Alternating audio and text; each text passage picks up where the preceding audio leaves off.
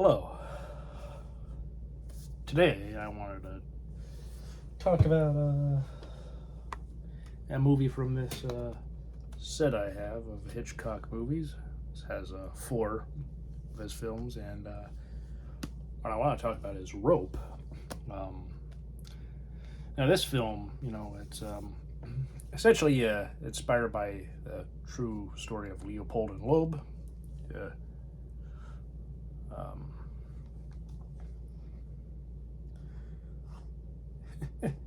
it's very interesting because um,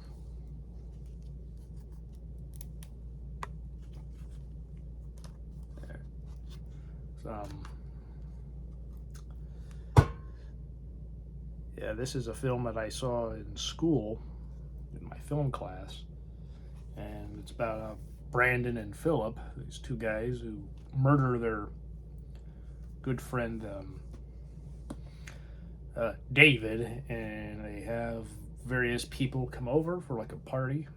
David's parents, um, his girlfriend, his like at least former best friend, um, who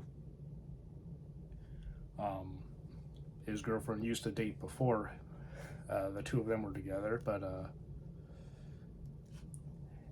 yeah, and former teacher, headmaster, played by James Stewart, um, who now writes various books about psychology and stuff. And there's various things that in the film where they're talking, and it's like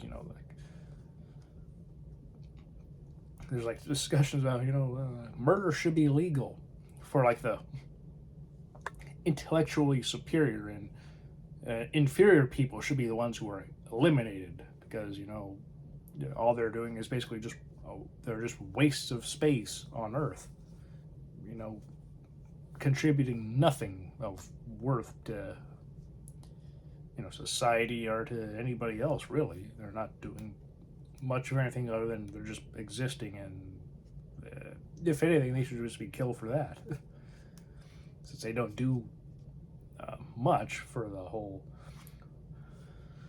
society at large. What's the point? That's sort of like a philosophy that the teacher and the students would talk about, particularly Brandon, Rupert, James Stewart. He plays Rupert, the former teacher, and yeah, um, a little description it has: their two friends strangle a classmate and then hold a party for their victim's family and friends, while their former teacher, James Stewart, becomes increasingly suspicious that his students have turned his intellectual theories into brutal reality.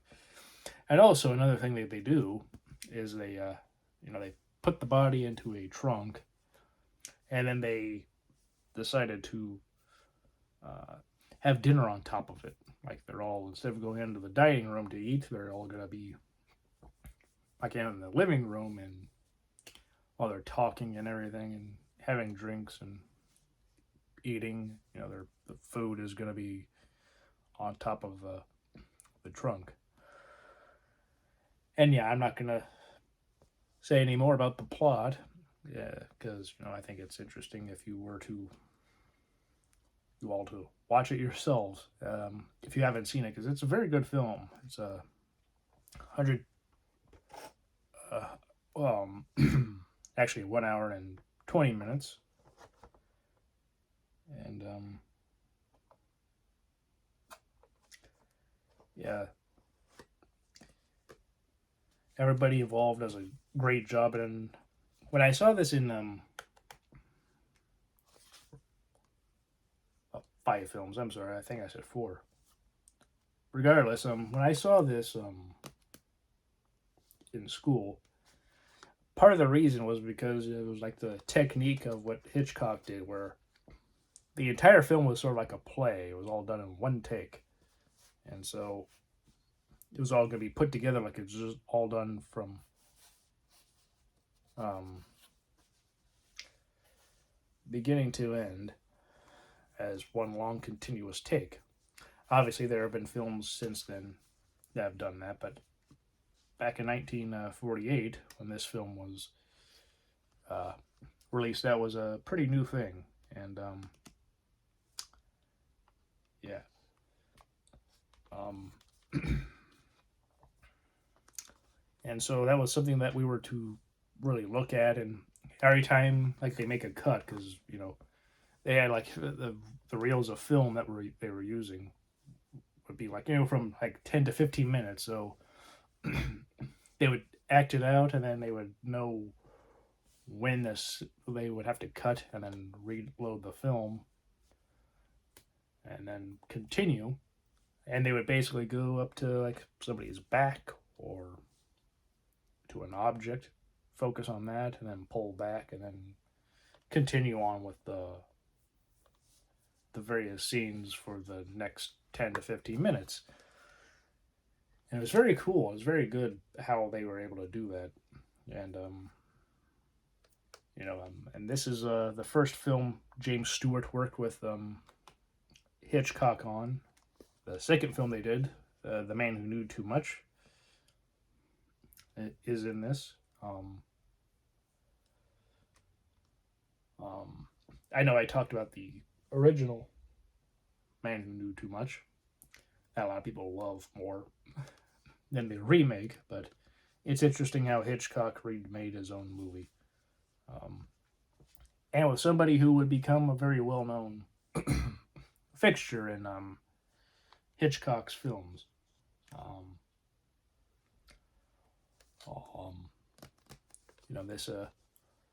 It's a very good film. John Dall does a good job as Brandon. Farley Granger does a good job as Philip. Sir Cedric Hardwick did a great job as David's father, and I mean everybody does a good job. Everybody in the movie did a very good job. There's a special feature on here about the making of the film, and the writer was like, I don't know. I think, the whole thing was, did they actually kill him or not? And the guy thought, the suspense of whether they did it or not, and if they did do it, are they going to get caught? A good amount of that suspense is completely gone when you see the very beginning. You see them kill the victim, David. You see them kill David, and the screenwriter thought that kind of lessened the suspense in a way, because now it's just like a matter of time or so. Are they going to get caught? And if so, how? But yeah, Rupert is quite suspicious throughout the film. He doesn't start off that way, but as like the behavior of Philip kind of makes him wondering about what's going on, like why David isn't there and everything. It's just because he was supposed to be there at the party, and he's not at the party. Also, David's aunt is there instead of his mother, because his mother was sick. So, yeah.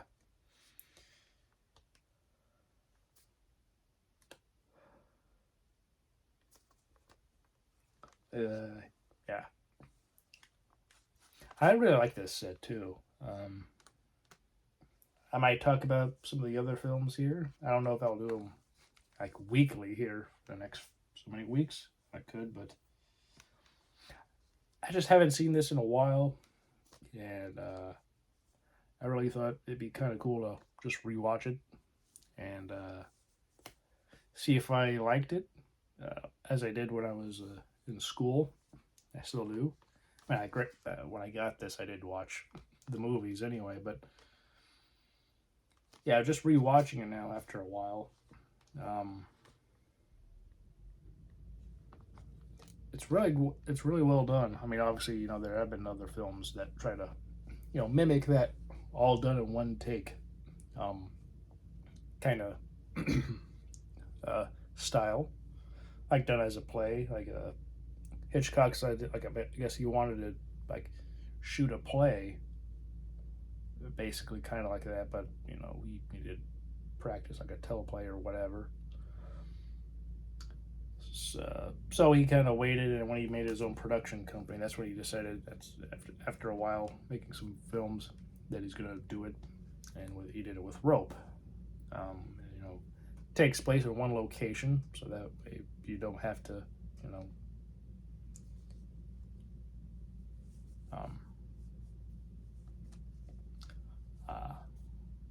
have a whole bunch of stuff going on where you gotta find cuts here and there. Starts out, you see the exterior of the apartment building the film takes place in, and after the credits are done, like the opening credits, the camera goes up and goes towards the window, and then there is a cut to seeing David being strangled to death. And in the opening, after the credits are finish, you then can see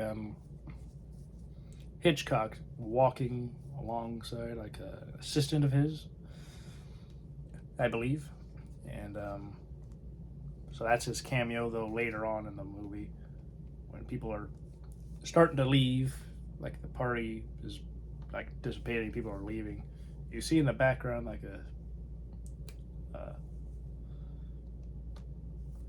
with Janet and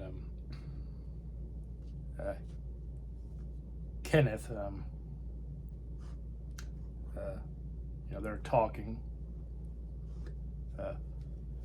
David's girlfriend and his former best friend, two of them are talking. You can see in the background of the silhouette in red neon light of Hitchcock's, you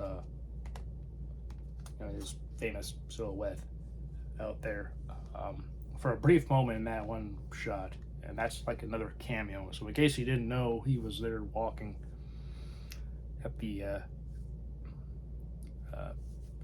down there at the very beginning. There you go, he's there anyway. But yeah, very good film, very interesting and unique.